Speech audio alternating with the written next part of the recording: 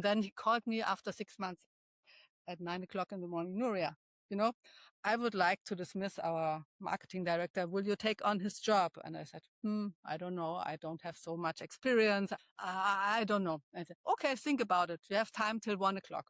Okay. At 11 o'clock, HR called me. So Stefan dismissed now the marketing director and told the team that you would take over. Okay. Right. Yeah, that's it. Decision made. 1, 2, 3, 4.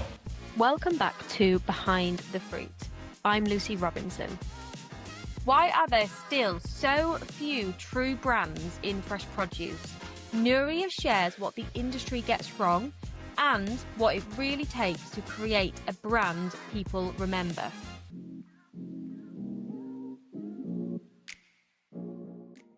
Welcome back to Behind the Fruit. We are on episode 10 already, which is really exciting. It really has flown by.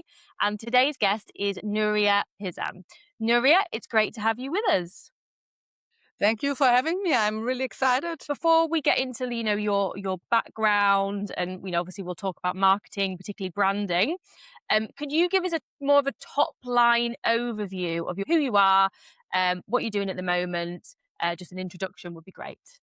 I'm working now for companies in the fruit and vegetable business who wants to build a brand or make their brand more visible. Or also I've got a good knowledge about the German and European market, maybe with the context to bring a little bit forward in Germany, because I know very good the retail market, of course. Well, that's what I'm doing, and I love it because there are so many nice people in this industry, and I didn't know them before.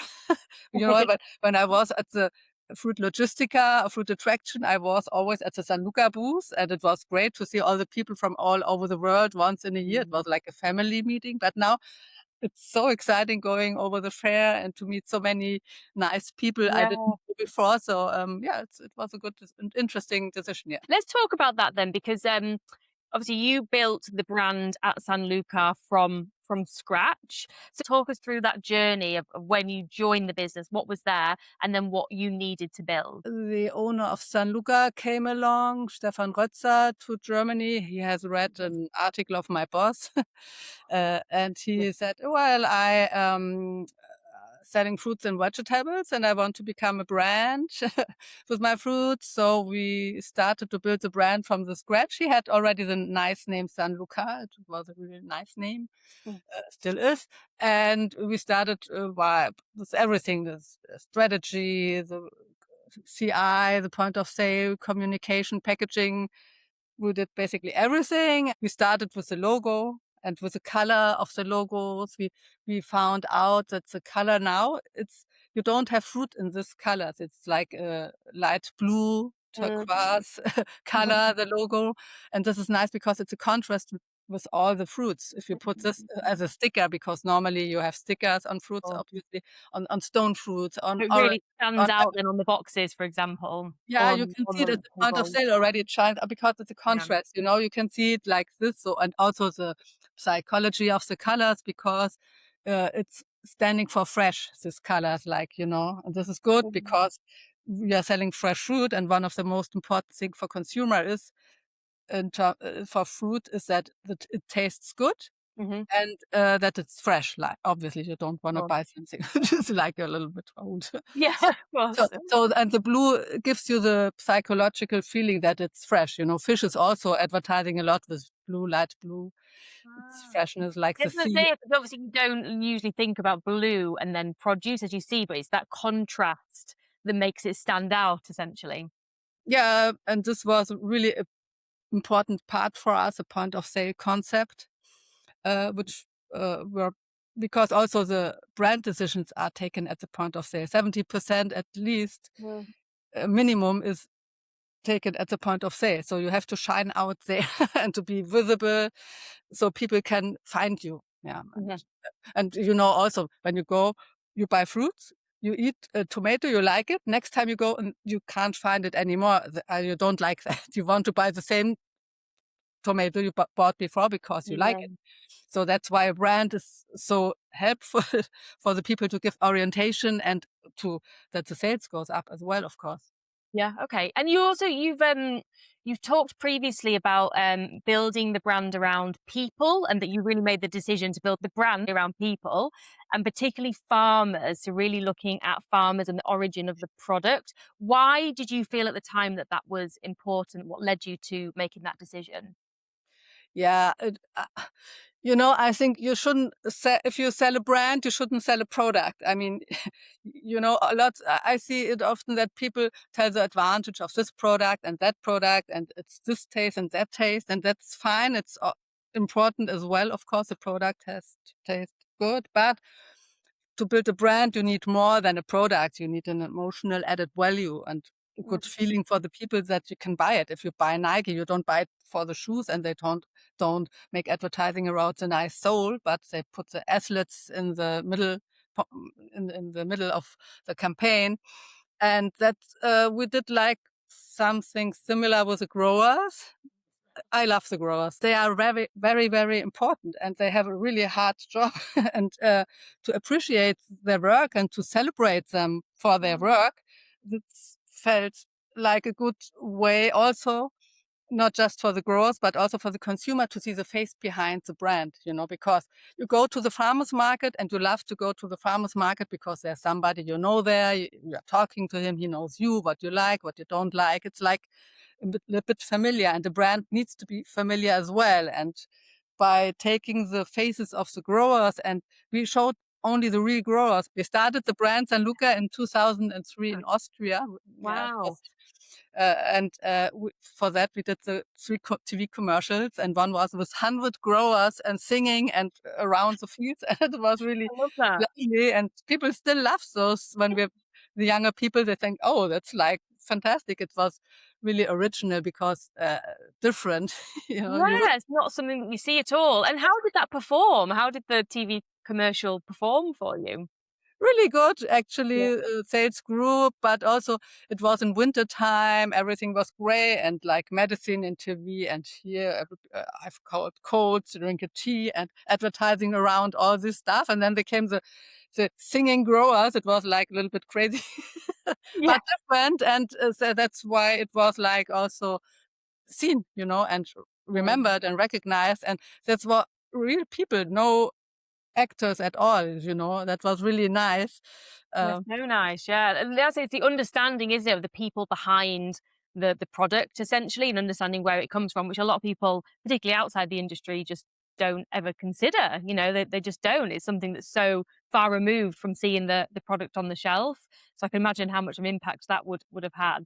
Do you see other brands doing that in terms of like bringing the that sort of emotional connection and the people element into the brand? Is that quite common, would you say, or is it quite rare across produce? I read the other day on Instagram that in Japan, I think they're putting also the faces of the growers in the supermarkets with the boxes to Oh. appreciate and be grateful to the growers, like, and that's because it's a really hard work. They work 7 days a week. They Mm. have lots of risk in terms for weather and costs, and it's often not appreciated enough, paid well enough. So, to show all what's behind a product is so important, especially in that area. And the younger people nowadays want to know where the fruit is coming from. So you can put a QR code. This is not very emotional, or you show the real faces, and then you are there. What do you think most companies misunderstand about what it takes to really build a brand in produce? I didn't want to be a marketing director when I came Yeah. back after my maternity leave. I said, I want to be a brand director. For me, it's really a different to market what is marketing, and it's important. And we did this, of course, as well. And also I did it. It was part of my job. But to build a brand needs to make the emotional added value visible for the consumer, or they can feel it and believe it. And that's very Mhm. important. And it's a feeling. Yeah, and then to be consistent. That's one of main points, which is really, really hard. I was always struggling with that. And the more the brand grew, it was more complicated, more countries, more people. Everybody has an opinion. That's good. But in terms of consistency, it was like sometimes a challenge. I was walking around like the CI police. No, that's not possible. No, please not that packaging, please. Um, And in terms of that, so you talked about obviously the marketing versus branding and the difference there. So for that reason, did you split that within your teams? You have people focusing on branding and then marketing, or will the team members be doing both essentially? How do you divide that? Yeah, I was always looking after a little bit more, and the designers more for the branding part, because they are giving the images, images, and the images builds the image in the end. So the designers were a little bit more brand minded, and then of course we had a marketing plan and what promotion do we do for this product and for that product, but always within the brand concept. That's important. And we were talking before, you find that there's a heavy focus on products, the price, the promotion instead of the brand. I mean, why do you think it is? Our biggest asset is a brand, and we came always from the brand. Others would come probably, we want to double sales in 5 years. This is Right. our goal. And if you want to double sales in 5 years, and this is your first focus, you would go for the marketing and the promotions and sales up, sales up, sales up, not. I don't know how you quantify this, but having a recognizable brand that's on the shelf that's doing when you reach that goal, how long roughly would you say that takes? Wow. You can put a nice promotion block, a point of a brand block into a supermarket. And after 1 year, people know your brand, and I know that because of the numbers, and 60% of the people would know your brand if you are in that supermarket for 1 year. Would you say it's a minimum of 12 months or even longer than that? Again, depending on the level of investment, depending on the company, it's not something they're going to see within 6 months, for example. You can be visible within 1 year, but if you don't are consistent and follow up in a right way, can lose this also very fast. You have to always do every 3 or 4 times a year your promotion to give new impulses, have new products, of course, innovations. So this will take you much longer than 1 year or 6 months. Yeah.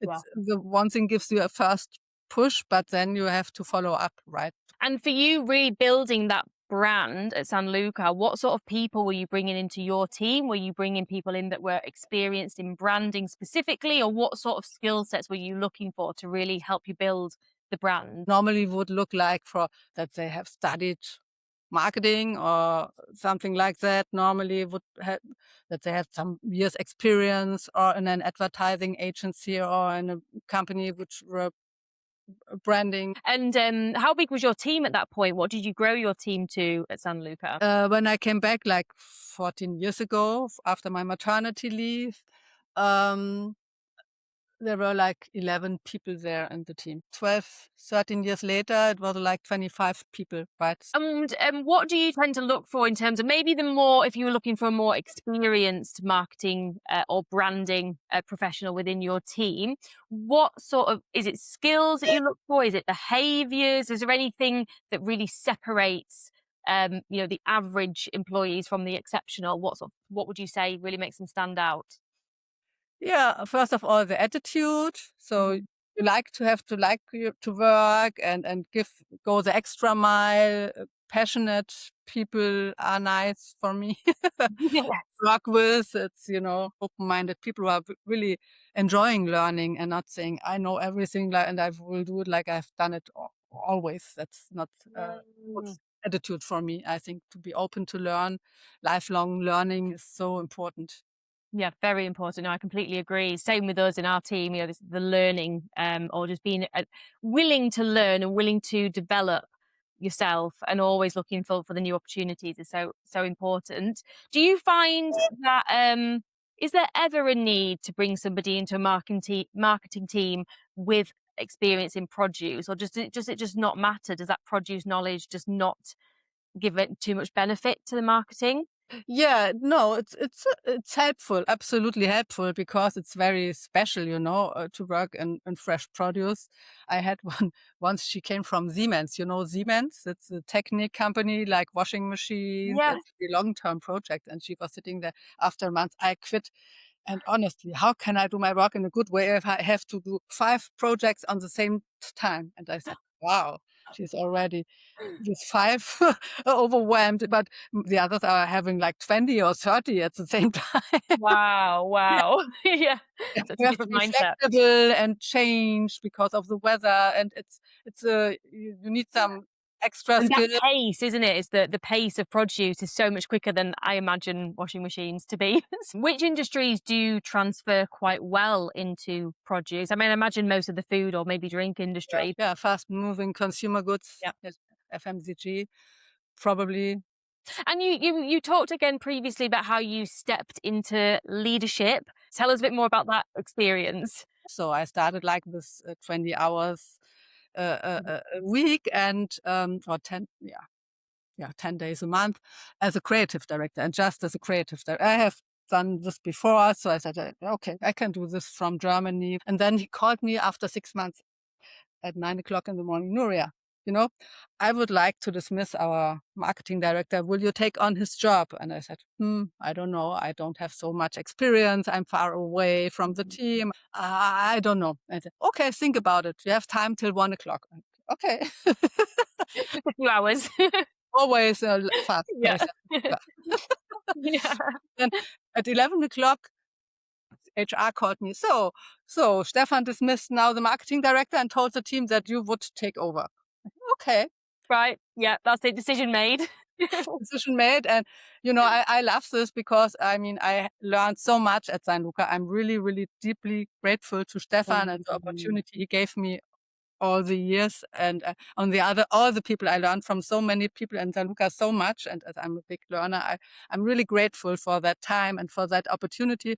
And then we had lots of work to do also. And I managed this also from Germany, but the team was in Spain, and I'm not the most diplomatical person, I would say. I'm very honest, very direct. And Mm. Nadine came to me, I love her, and she said, Nuria, if you're communicating like this with us, I feel uncomfortable like that. And that's why I stepped Is that a back. shock? Did you have any idea that's how you were coming across at the time?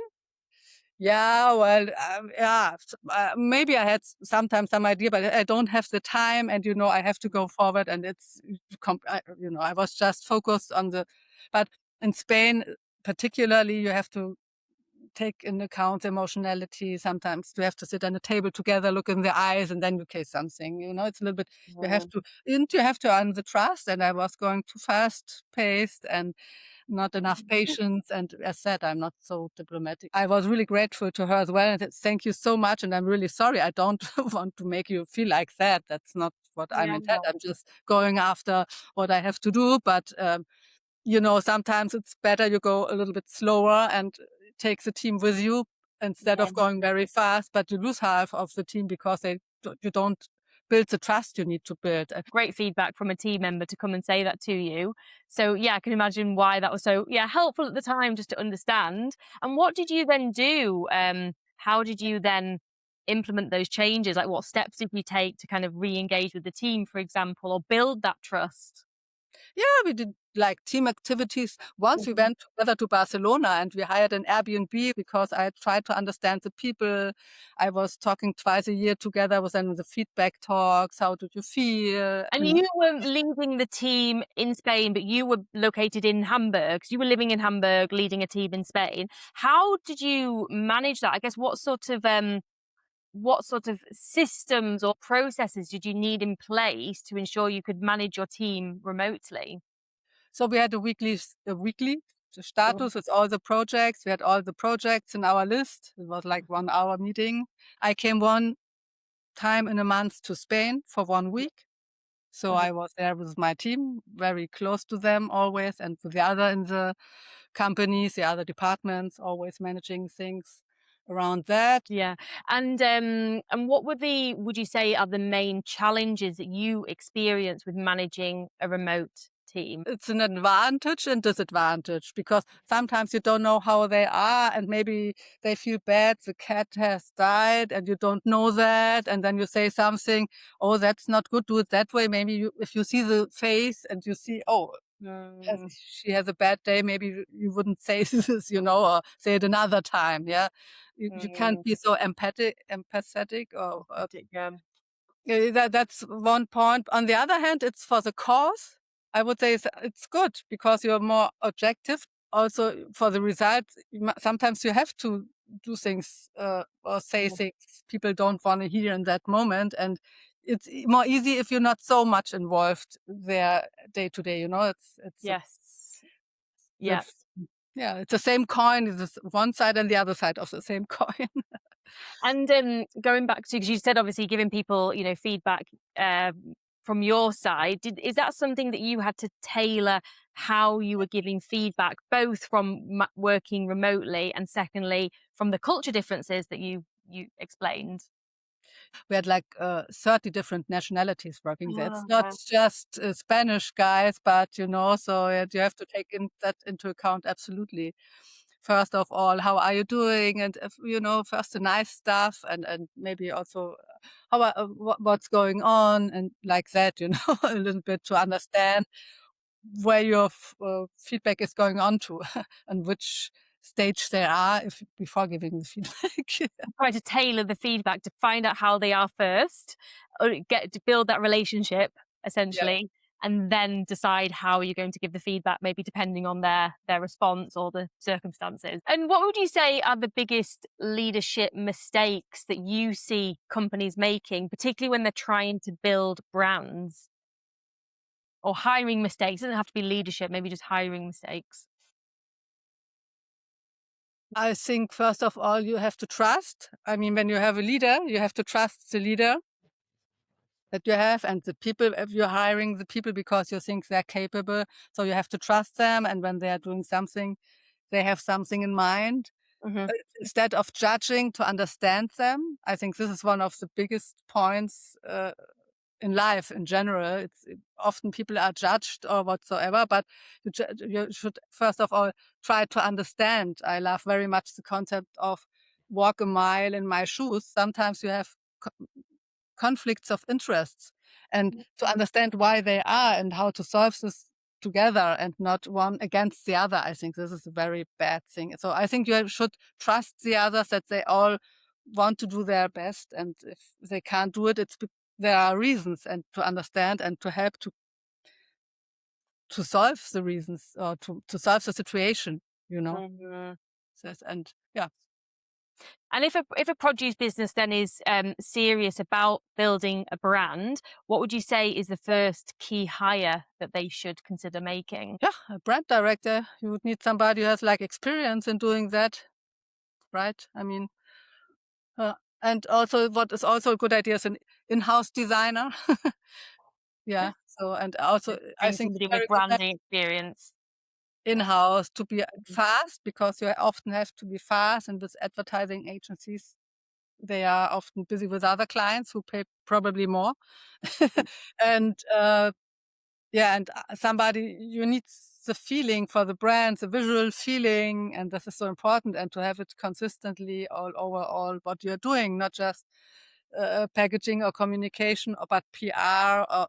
I was even involved when we built our new building. I was sitting there with the architect and saying, Mhm. yeah, nature, please, a waterfall in the company, and what, you Yeah. have to think the brand is the feeling. You have to give the feeling everywhere, not just like in advertising. It has to be credible, right? So it's within the business, it's through the business, you're almost living the brand day to day in terms of the environment you're working in, everything essentially. Yeah, yeah, yeah. And how do you see branding, particularly, let's talk about the European market. How do you see branding evolving across fresh produce in the maybe over the next few years? Well, I see there's lots of demand in doing a brand because everybody has, oh, brand, more margin. That's the idea of a brand, right? And Yeah. the pull effect from consumers. So it's easier with retailers to negotiate eventually. Um, yeah, but as said before, it's an investment, first of all, in terms of money, but also in terms of nerve, because you have to, everybody will say, you don't know, however, I've heard this. This is not possible. This is not possible from the warehouse, from the legal department and the commercial. No, but the client was that. And they always say, doesn't matter to me. You know, if we want to have a brand, we have to do it, because if we do the same thing we have done always, or uh, others are doing, we have to give an extra service or extra value, because if not, you are not a brand. If you're having the same packaging as others, you will be not more than others. So this will cost more money, or will cost more complications in the production process. And then it's good if you have somebody in the company who really loves the brand, and that on a executive level, CEO, or owner, whatsoever, and saying, I want the brand, and okay, there's a risk, but I will take it and I will go for it. But because if you can't, there's no such thing as a free lunch. You can't have more if you don't do more. So And what would you say, so we've talked about obviously the future in terms of branding, but just at the industry as a whole, what excites you the most about the future of the fresh produce industry? yeah, I think that people want to be a brand. That's a good sign already. So they see an added value to be a brand. And as said before, in the fresh produce, we are far behind other industries with brands. So there are lots of opportunities, and consumer love brands. Normally, premium brands are growing the last years. There are some studies from McKinsey or whoever, so that brands are growing because it gives people security and trust. And the more wars are out there, the more they love to have like a nice island where it's safe, where you can feel trust, you know. Security, isn't it? It's what they know. It's that something that's consistent, that's makes them feel safe, I imagine. Yeah. And that's why there's so much opportunity for food brands, and I love that there's so much interested in it right now. Amazing. Great. Well, Nuria, this has been a really insightful conversation. If anybody out there has an interest in learning about branding and marketing, this is absolutely the episode they need to listen to. So I suppose though, before we wrap up, if listeners do want to connect with you, if they have any questions regarding marketing or branding in produce, would you be happy for them to reach out? Absolutely, everybody can reach out to me. I love that very much. Amazing. And where's the best place for them to connect with you? I think email would be great. LinkedIn. Also, I'm reading all my LinkedIn messages. Great. Well, that is everything. So yeah, that's it for today's episode. Thank you so much. Thank you, Nuria. It's been great. And yeah, I'm sure we'll keep in touch. Thank you so much, Lucy. It was so nice talking to you. You're a really good interviewer. Thank you very much. 1, 2, 3, 4. Thanks for listening to Behind the Fruit, a podcast by LCR International. We are global experts in fresh produce executive search. Hit subscribe if you enjoyed this episode, and for more industry insights, connect with us on LinkedIn.